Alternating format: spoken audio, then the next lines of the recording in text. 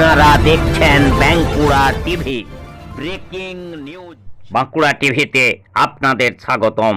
আজ বাঁকুড়া টিভির chief editor the tiger journalist দাদা উত্তম দে বাঁকুড়া টিভিতে তুলে ধরছি বাঁকুড়া জেলার জয়পুর ব্লকের সামনাগর অঞ্চলের একটি গুরুত্বপূর্ণ ব্রেকিং নিউজ।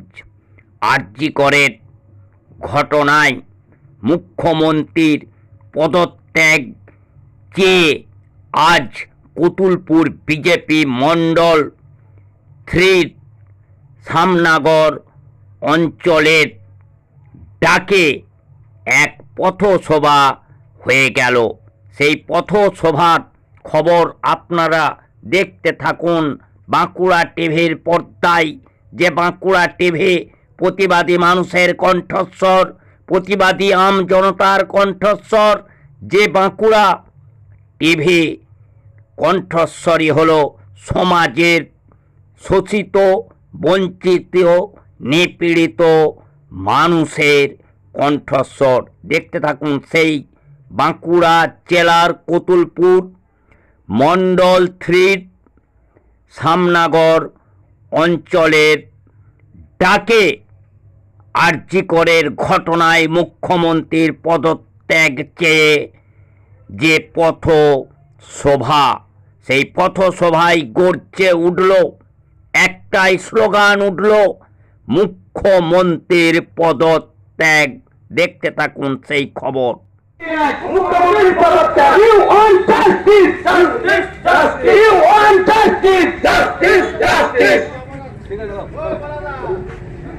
তিলোত্তমার রক্ত হবে না কো ব্যর্থ, তিলোত্তমার রক্ত হবে না কো ব্যর্থ, তিলোত্তমার রক্ত হবে না কো ব্যর্থ।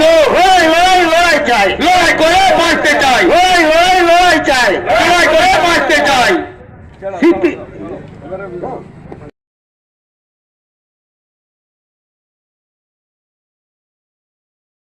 তার প্রতিবাদ সভা। তো সেই প্রতিবাদ সভা আপনারা জানেন গত 9 আগস্ট আরজি কর মেডিকেল কলেজে কিভাবে 3 লক্ষজনক ভাবে ডাক্তারের মৃতদেহ পাওয়া যায়। মৃতদেহ তো নয়, সেটা হলো মার্ডার এবং তার উপর ধর্ষণ। তো এই প্রতিবাদ সভায় আমাদের উপস্থিত আছেন জয়পুর মণ্ডলের কতুলপুর মণ্ডল 3 সভাপতি মাননীয় নবকুমার চক্রবর্তী মহাশয় এবং সাধারণ সম্পাদক গৌতম সিংহ এবং মোর্চা সভাপতি, ওবিসি মোর্চার সভাপতি সঞ্জয় সূত্রধর এবং শক্তি প্রমুখ বুথ সভাপতি, প্রত্যেক কার্যকর্তা কর্মী এবং গোপননগর মোড়ের প্রত্যেকটি দোকানদার, পথ চলতি মানুষ, প্রত্যেককেই আমার দলের পক্ষ থেকে গৈরিক অভিনন্দন এবং আপার আন্তরিক প্রীতি ও শুভেচ্ছা। আপনারা জানেন গত 9 আগস্ট আরজি কর মেডিকেল কলেজে কি নক্কারজনক ঘটনা ঘটে গেছে। তো সেই আজ সমাজের ডাক্তার যাদের উপর নির্ভর করে মানুষ বেঁচে থাকে, তো সেই ডাক্তারকে কেমন ভাবে মার্ডার করে, ধর্ষণ করে এবং যাতে দোষী সাজা না পায় সেই জন্য তার প্রত্যেকটি তথ্য প্রমাণ কেমন ভাবে লোপাট করা যায় সেটা আপনারা প্রত্যেকেই সংবাদ মাধ্যমের উপর দেখেছেন। এবং কেমন ভাবে তথ্য প্রমাণ লোপাট করা যায় সেটা আপনারা দেখেছেন যে তার পরের দিনই কিভাবে হঠাৎ একটা হসপিটালের বিল্ডিং ভেঙে তার মেরামতি কাজ শুরু করা যায় এবং কেমন ভাবে এমার্জেন্সি ভেঙে ঘুরিয়ে দেওয়া যায়, যেটা আন্দাজ করা যায় যে কয়েকশো কোটি টাকার সম্পত্তি কেমন ভাবে প্রশাসনের মদতে প্রশাসন সাহায্য করে সেসব কাজ করার জন্য এবং সেই প্রশাসনের পুলিশরা যারা কর্তব্যরত ছিলেন তারা যে কোথায় মুখ লুকোবেন, রোগীর বেডে কম্বলের তলায় ডাক্তারদের, মেয়ে ডাক্তারদের বাথরুমে, আর কত ন্যক্কারজনক ঘটনা মুখে বলবো, আপনারা সবই জানেন। তো আজ দেখতে পাচ্ছেন সর্বস্তরের মানুষ যেভাবে রাস্তায় নেমেছে। বিরোধী পক্ষ পার্টির তো কন্ট্রোল করাই হচ্ছে, আম জনতা সাধারণ মানুষ, জুনিয়র ডাক্তার, তাদেরকে কেমন করে কন্ট্রোল করা যায় সে চেষ্টা করছেন, কিন্তু তাতেও ব্যর্থ হয়ে গেছেন। ব্যর্থ হচ্ছে না এই কন্ট্রোল করতে, তার কারণ মানুষ শেষ কথা বলবে, জনগণ শেষ কথা বলবে, তাতে আপনার প্রশাসন যতই শক্তিশালী হোক না কিছুই করতে পারবে না। আপনারা দেখেছেন যে ডাক্তারদের, জুনিয়র ডাক্তারদের আন্দোলনের পর আমাদের কলকাতার নগরপাল তথা পুলিশ কমিশনার বিনীত গোয়েল মহাশয়কে কিভাবে তার মেরুদণ্ড ভেঙে গিয়েছিল বলে তাকে একটি মেরুদণ্ড উপহার দিয়ে এসেছেন। তারপরেও তিনি সেই মেরুদণ্ড, ডাক্তারদের উপহার মেরুদণ্ড নিয়ে আজ সোজা হয়ে এখনো দাঁড়িয়ে আছেন। তারপর দেখছেন স্বাস্থ্যমন্ত্রী এবং পুলিশ মন্ত্রী, তিনি কিভাবে সুপ্রিম কোর্টে যে এই অপরাধীদের বাঁচাবার জন্য আইনি লড়াই লড়ছে এবং সরকারি কোষাগারের টাকা, যা জনগণের ট্যাক্সের টাকা খরচা করে গন্ডা কত বুকে লাগিয়ে দিয়েছেন সুপ্রিম কোর্টে। যাতে আরজি কর মেডিকেল কলেজে কিভাবে একটা জুনিয়র মহিলা ডাক্তারের উপর নৃশংস হত্যাকাণ্ড চালিয়েছে। যখন সেই হত্যাকাণ্ড হয় তখন তাদের বাড়িতে খবর দেওয়া হয় আপনার মেয়ের অবস্থা খারাপ আছে, বাড়ি থেকে আসুন। তারপর তাদেরকে জানানো হয় সে নাকি সুইসাইড করেছে। তারপর বলা হয় না, এটা রেপ হয়েছে। বন্ধুগণ, রেপ যদি হয় তাহলে আপনারা জানেন এবং ছোটখাটো হাসপাতালগুলো জানে একটা খুন বা রেপ হওয়ার পর তার কি করতে হয়, ময়না তদন্ত কিভাবে হয়। কিন্তু এখানে যে প্রিন্সিপাল আছেন সন্দীপ ঘোষ মহাশয়, তিনি সেই দিন হয়তো ভুলে গিয়েছিলেন, না হলে গাঁজা খেয়েছিলেন। সেটা আপনারা ভেবে নিন সেটা কি করেছিলেন, কারণ আমাদের তো মনে হয় সেদিন উনি নিশ্চয়ই গাঁজা খেয়েছিলেন, না হলে তারপরেও কেন ময়না তদন্ত করতে এত তড়িঘড়ি করলেন। কারণ আপনারা জানেন সন্ধ্যে 6টা বেজে যাওয়ার পর কোন ময়না তদন্ত হয় না, সেটা আমাদের জয়পুর হসপিটাল পর্যন্ত বলে দিতে পারে।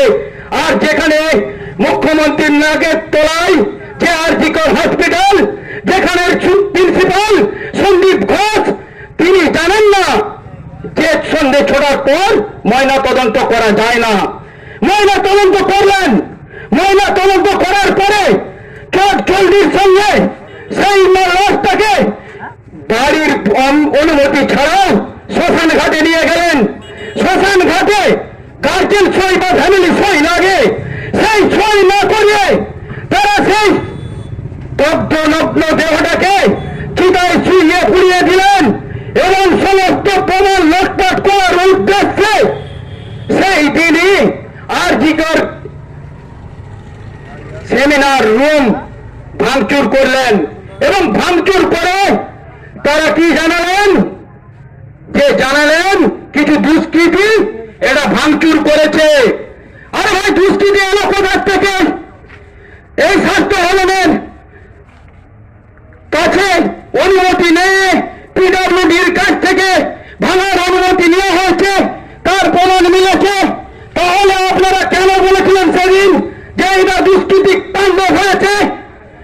যদি এটা দুষ্কৃতি তাণ্ডবী হয়, এই পশ্চিমবাংলায় যদি দুষ্কৃতি তাণ্ডবী হয়, তাহলে এত বড় বড় প্রশাসনিক আইপিএস আইএস অফিসাররা করছিল কি? আমি এটা প্রশ্ন করতে চাই বন্ধুগণ, আপনার প্রশাসন করছিল কি? আপনার অযোগ্য প্রশাসন সেদিন কোথায় ছিল? যারা বিরোধী আন্দোলনের কণ্ঠরোধ করতে পারে, তাহলে তারা কেন এই দুষ্কৃতি তাণ্ডব থেকে আরজি করকে বাঁচাতে পারে না? কেন আমার এলাকার মা বোনেদের সুরক্ষা দিতে পারে না? কেন এই জুনিয়র চিকিৎসকদের সুরক্ষা দিতে পারলো না? কিন্তু বন্ধুগণ, সেটা তো আসল উদ্দেশ্য নয়। দিদিমণি তো আসল উদ্দেশ্যটা কায়েম করেই ফেলেছেন। এই যে ধর্ষণ কাহিনী, এই ধর্ষণ কাহিনী কি করে ঘটলো, কেন কেন ঘটলো, সবই তো কারোর অজানা নয়। আপনারা সবাই টিভিতে বুঝতে পারছেন, কিন্তু এখনো আমাদের মাননীয়া বুঝতে পারছেন না। কারণ তিনি বুঝবেন না। তিনি বুঝবেন কি করে?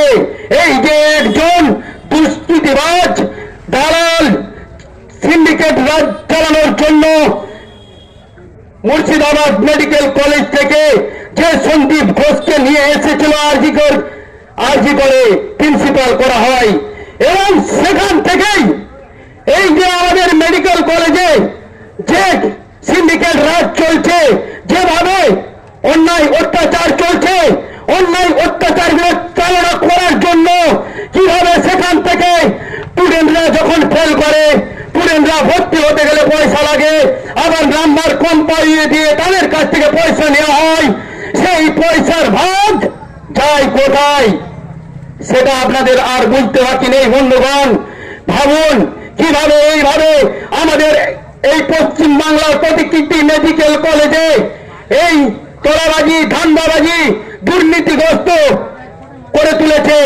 দুর্নীতির আদুর ঘরে পরিণত করেছে এই পশ্চিমবঙ্গকে।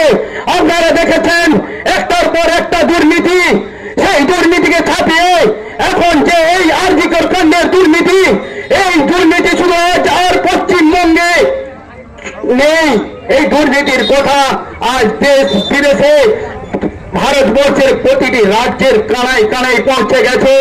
তাই ভারতবর্ষের প্রতিটি মানুষ আজ লড়াইয়ের নেমেছে।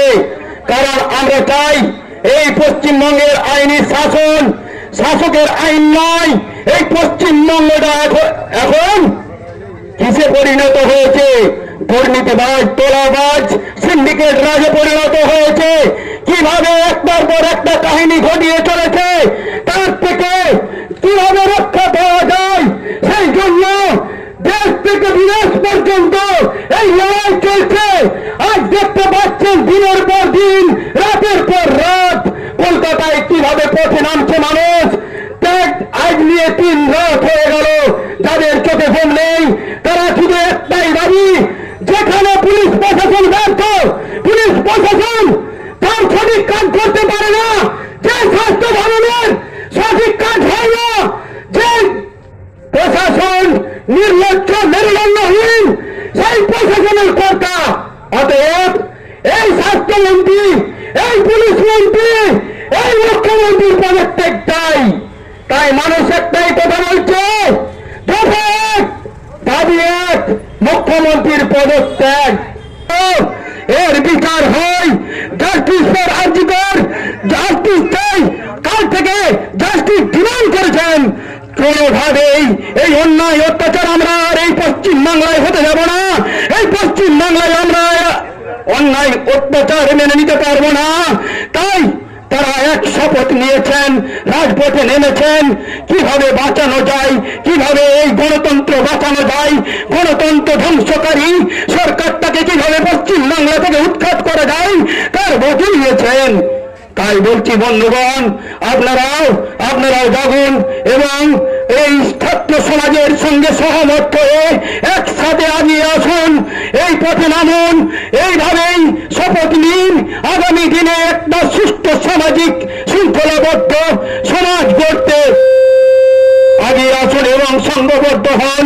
তাই সকলকেই আবার আমি বন্ধুগণ, আপনারা প্রত্যেকেই অবগত আছেন, 1 মাস আগে আরজি করে যে এক ভয়ানক বর্বরচিত ঘটনা ঘটেছে। এখন আমরা ভারতীয় জনতা পার্টি একটি দায়িত্বশীল রাজনৈতিক দল। আমরা জনগণের কাছে কেন এসেছি, আমাদের এ বিষয়ে কিছু বলার আছে। এইটা যে পশ্চিমবঙ্গ ধ্বংসের কিনারে পৌঁছে গেছে। এখনো যদি পশ্চিমবঙ্গবাসী সজাগ না হন, তাহলে আমাদের ধ্বংস অচিরেই ঘটে যাবে। এটা কি নিছক শুধু একটা ধর্ষণের ঘটনা বন্ধু? এটা কি নিছক একটা হত্যাকাণ্ড? না, এটা পরিকল্পিত ধর্ষণ, পরিকল্পিত হত্যা।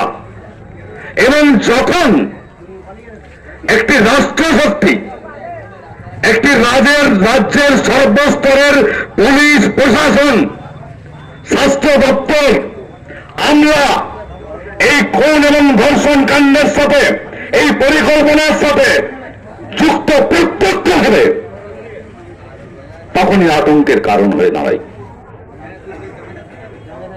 আমরা কোন রাজ্যে বাস করছি, আমরা কোন সমাজে বাস করছি? এই রাজ্য ধ্বংসের কিনারায় পৌঁছে গেছে। একটি রাজ্য, একটি দেশ, একটি রাষ্ট্র তিনটি উপাদানের উপরে দাঁড়িয়ে থাকে। শিক্ষা, এই পশ্চিমবঙ্গবাসী জানেন যে পশ্চিমবাংলার শিক্ষার হার কি, কোন জায়গায় গেছে? শিক্ষা দপ্তরের মন্ত্রী থেকে আমলা জেল খাচ্ছে। 8 পাস নামসই করে সাদা খাতা দিয়ে চাকরি করে শিক্ষকরা। আপনার আমার বাড়ির ছেলেমেয়েরা তাদের কাছে লেখাপড়া শিখবে। পশ্চিমবঙ্গের শিক্ষা ব্যবস্থা চূর্ণ বিচূর্ণ করেছে পরিকল্পনা করে মুখ্যমন্ত্রী। আর মুখ্যমন্ত্রী কেন পরিকল্পনা করে করেছে? প্রত্যেকটা অন্যায়কে দুহাত তুলে সাপোর্ট করেছে, তাদের সুরক্ষা দিয়েছে। তারপরে দেখুন খাদ্য, পশ্চিমবঙ্গের খাদ্য ব্যবস্থা, খাদ্যমন্ত্রী, প্রাক্তন খাদ্যমন্ত্রী জেল খাচ্ছে, খাদ্য দপ্তর জেল খাচ্ছে। আপনার আমার প্রত্যেকটি গরিব মানুষের খাদ্য কেন্দ্র থেকে যে রেশন দেয়, সেই রেশন ব্যবস্থাকে বন্ধ করে দেওয়া হয়েছে। খাদ্য চুরি হয়েছে, আর এই চোরেদের রানী মমতা বন্দ্যোপাধ্যায় তাকে সাপোর্ট করে গেছে, আর নির্লজ্জের মতো মিডিয়ার কাছে দালালি করে গেছে। পশ্চিমবঙ্গবাসীকে বোকা ভেবেছে। আর একটা বিষয় আছে, সে বিষয়টা হলো স্বাস্থ্য, শিক্ষা জেল, খাদ্য জেল, স্বাস্থ্য ব্যবস্থা। আমাদের এই পথসভার একটাই কারণ, আপনাদের জাগরণ ঘটানো, আপনাদের বিবেককে জাগরিত করুন যে পশ্চিমবঙ্গে কি নৈরাজ্য চলছে। একটা কত বড় নির্লজ্জ মিথ্যাবাদী মুখ্যমন্ত্রী, প্রমাণিত সত্য।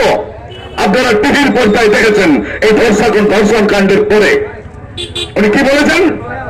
10 লক্ষ টাকা তো দিতেই পারি, আমি তো নির্বাচিতার মাকে বলে দিয়েছি, মা বাবাকে। আবার গতকাল ওই নির্লজ্জ মিথ্যাবাদী বলছেন আমি বলেছি প্রমাণ করো। তো মানুষের তো একটা লজ্জাবোধ থাকে। আর ওই চোরেদের দালালরা আপনার এলাকাতেও কিছু কিছু আছে, আপনার এলাকাও কিছু কিছু আছে। এই চোরেদের দালালরা, চোর ছাড়া কোন কেউ তৃণমূল নয়, চোর ছাড়া কেউ তৃণমূল নয়, ধর্ষণকারী সাপোর্টার ছাড়া কেউ তৃণমূল নয়। ভালো করে লক্ষ্য করে দেখুন, তৃণমূল যারা করে 10 বছর আগে 5 বছর আগে তারা খেতে পারত না, একটা বিড়ি 4 মাস ধরে খেত। তাদের অবস্থাটা দেখুন তাকিয়ে, তাদের মুখের ভাষা লক্ষ্য করুন। তাই বলছি, চোর ছাড়া কেউ তৃণমূল নয়, সব করে চোর। এই স্বাস্থ্য ব্যবস্থাকে কিভাবে একটি ধর্ষণ এবং হত্যাকাণ্ডকে ধামা চাপা দেওয়ার পরিকল্পনা, আমরা স্বাস্থ্যমন্ত্রী বলছেন খুন হয়ে যাওয়ার পরে, ধর্ষণ এবং খুন হয়ে যাওয়ার পরে তার 2-3 বার পোস্টমর্টমের প্রয়োজন হয়। কেন্দ্র এবং রাজ্য তাদের শিক্ষা দপ্তরের কিছু রুল থাকে, সেখানে পোস্টমর্টম করার নিয়ম নেই। যপে তপে পোস্টমর্টম, উত্তরবঙ্গ থেকে ডাক্তাররা যাচ্ছে পোস্টমর্টম করার জন্য, তড়িঘড়ি পোস্টমর্টম করিয়ে তাকে পুলিশ পাহারা দিয়ে জোর জবরদস্তি দাহ করে দেওয়া হচ্ছে। আর নির্লজ্জা মুখ্যমন্ত্রী উনি বলছেন যতক্ষণ না দাহ হয়েছে ততক্ষণ আমি ঘুমোতে পারিনি। আহা হা হা, এই যত ধর্ষণ কাণ্ডের অপরাধী আছে প্রত্যেকটা লক্ষ্য করুন, প্রত্যেকটা যারা প্রমাণিত অপরাধী। অনুব্রত মণ্ডল কি বলেছিলেন, কি করেছে জ্যেষ্ঠ আবার পার্থ 21 জুলাই মঞ্চে বলছেন এই পার্থটা আমার সামনে বসে আছে, সিবিআই ইচ্ছা করলে কালকে ওকে ডাকতেও পারে, তার 8 দিন আগে নোটিশ এসে গেছে। দেখাবো না শাহজাহান কি করেছিল, নিশুতি রাতে মহিলাদের ডেকে এনে পিঠে করানোর নাম করে ধর্ষণ কাণ্ড ঘটিয়েছিল শাহজাহান। হাজার হাজার হিন্দু পরিবারের অত্যাচার করেছিল এই শাহজাহান, সেই শাহজাহানকে দুহাত তুলে সাপোর্ট করছে। তারপরে এখানে চামচে তৃণমূলের যারা চামচে আছে বলে মুখ্যমন্ত্রীর বিরুদ্ধে বলা যাবে না। আরে কোন মুখ্যমন্ত্রী রক্ত লেগে আছে মুখ্যমন্ত্রীর শাড়িতে? পশ্চিমবঙ্গবাসী বলবে না তোমরা অন্যায় করবে, তোমরা চুরি করবে, তোমরা নারী ধর্ষণ করবে, আর বঙ্গবাসী নীরব ঘুমাবে? এটা চলবে না বন্ধু। যে কথা বলছিলাম, এই যে ঘটনাটি ঘটেছে আপনারা দেখেছেন, দুর্নীতির পাহাড়। শিক্ষা দপ্তরে হাজার হাজার কোটি টাকার দুর্নীতি, খাদ্য দপ্তরে হাজার হাজার কোটি টাকার দুর্নীতি, এবার খাপ করল স্বাস্থ্য দপ্তরে। এইটার প্রচেষ্টা কেন? এই সন্দীপকে বাঁচানো। কেউ বলছেন যে রঞ্জিত ঘোষের ভাইপো, তো রঞ্জিত ঘোষ কে আপনারা জানেন, দীপক ঘোষের বই যারা পড়েছেন তো রঞ্জিত ঘোষকে ওটা জানেন, ওই বিষয়ে যাচ্ছি না আমি। যেটা বিষয় এই সন্দীপ ঘোষকে বাঁচানো, ধর্ষণকারীদের বাঁচানোর যে একটা অপচেষ্টা, এর প্রধান কারণটা কি? এর প্রধান কারণ হল আমরা যে পশ্চিমবঙ্গবাসী হাসপাতালে চিকিৎসা করাতে যাই, বিনামূল্যে যে ওষুধ দেয়, সমস্ত মেডিকেল কলেজে একটা এই ড্রাগ র্যাকেট চলছে, সেই র্যাকেট চলছে। এমনকি মর্গের মৃতদেহগুলো পর্যন্ত বিক্রি করে দেওয়া হচ্ছে। মৃতদেহের অপারেশন করে তার কিডনি, তার চোখ এবং শিশু পাচার, এই সমস্ত যে নক্কারজনক ঘটনাটা এটার পিছনে আছে সেটা মানুষ জেনে যাবে। তাই এই ধর্ষণ কাণ্ডকে নামা চাপা দেওয়া, তা না হলে এত তো ধর্ষণ কাণ্ড হয়, তাদের তো ফাঁসির দাবি দেওয়া যায়। এখানে একটার পর একটা ষড়যন্ত্র করে যাচ্ছেন মুখ্যমন্ত্রী। কিছু লোককে এনে ভাঙিয়ে দাও, প্রমাণ নষ্ট করো, সন্দেহ হয়ে যাক, পোস্টমর্টম করো, এই করো সেই করো, যেন তেন মূল্যে অপরাধীদের আড়াল করো, আর এই ধনঞ্জয়ের মতো একজন সিভিক ভলেন্টিয়ারকে ধরে এনে ফাঁসির দড়িতে ছড়িয়ে দাও। তো বন্ধু, আগে যে ধর্ষণ কাণ্ডগুলি ঘটেছে এই পশ্চিমবাংলার বুকে, একটা ধর্ষণ কাণ্ডেও এই মুখ্যমন্ত্রী ফাঁসির সাজা শোনাতে পারেনি। দেশে আইন আছে, দেশে আইন আছে, ধর্ষণ কাণ্ডের অপরাধীদের ফাঁসি দেওয়ার আইন আছে, তা সত্ত্বেও আইন করার নাটক। বেশ, নাটক করতে করুক, বিজেপি সমর্থন দিয়ে দিয়েছে, আইন যদি করতে পারো তুমি করো, কিন্তু ধর্ষণের প্রমাণ নষ্ট করার বিধান কেন থাকবে না সেই আইনে? তাদের সাজা দেওয়ার অধিকার কেন সেই আইনের নেই? তাদের মদত যারা করে তাদের সাজা দেওয়ার কেন বিধান নেই? আসলে গোটাটাই নাটক, গোটাটাই ধান্দাবাজি, গোটাটাই ষড়যন্ত্র। তৃণমূলের আরেক নাম হচ্ছে মিথ্যাবাদী। এদের কাজ হলো ষড়যন্ত্র করা, মানুষকে ভুল বোঝানো, খেলা মেলা মৎসব এইসব করা। যদি আমরা বঙ্গবাসী সচেতন না হই, এরপরেও যদি দুদিন পরে ভুলে যাই, এরপরেও যদি আমরা উৎসবের জোয়ারে গান ভাসিয়ে দিই, আমরা নিরাপদ নই। এত বড় দুঃখ, একটি অঙ্গরাজ্যের মুখ্যমন্ত্রী তিনি ষড়যন্ত্র বলছেন, গোটা ভারতবর্ষে আগুন লাগিয়ে দেব। এই আগুন লাগিয়ে দেওয়ার কথা কারা বলে? জঙ্গি গোষ্ঠী বলে। ভারত রাষ্ট্রের যে সমস্ত শত্রু দেশ আছে তারা বলে। ভারত রাষ্ট্রের যারা ক্ষতি চাই, যে সমস্ত জামাত গোষ্ঠী আছে, যে সমস্ত টুকরে টুকরে গ্যাং আছে, তাদের ভাষা। এই নির্লজ্জ মুখ্যমন্ত্রী সেই জঙ্গিদের ভাষায় কথা বলছেন। এক মিনিট নৈতিক যদি দায় নিয়ে পদত্যাগ না করেন তো এর থেকে নির্লজ্জ মুখ্যমন্ত্রী পৃথিবীর ইতিহাস এক দলা হয়নি। তার বিশেষ কিছু আমি বলতে চাই না, একটাই বার্তা যে মুখ্যমন্ত্রীর পদত্যাগ, এই স্বৈরাচারী মুখ্যমন্ত্রীর পদত্যাগ যতক্ষণ না হচ্ছে আপনারা ঘুমিয়ে যাবেন না। মোমবাতি নয়, বুকের ভেতরে আগুন জ্বালান। এই স্বৈরাচারী ডাকাতানি মুখ্যমন্ত্রীকে উৎখাত করবই করবো।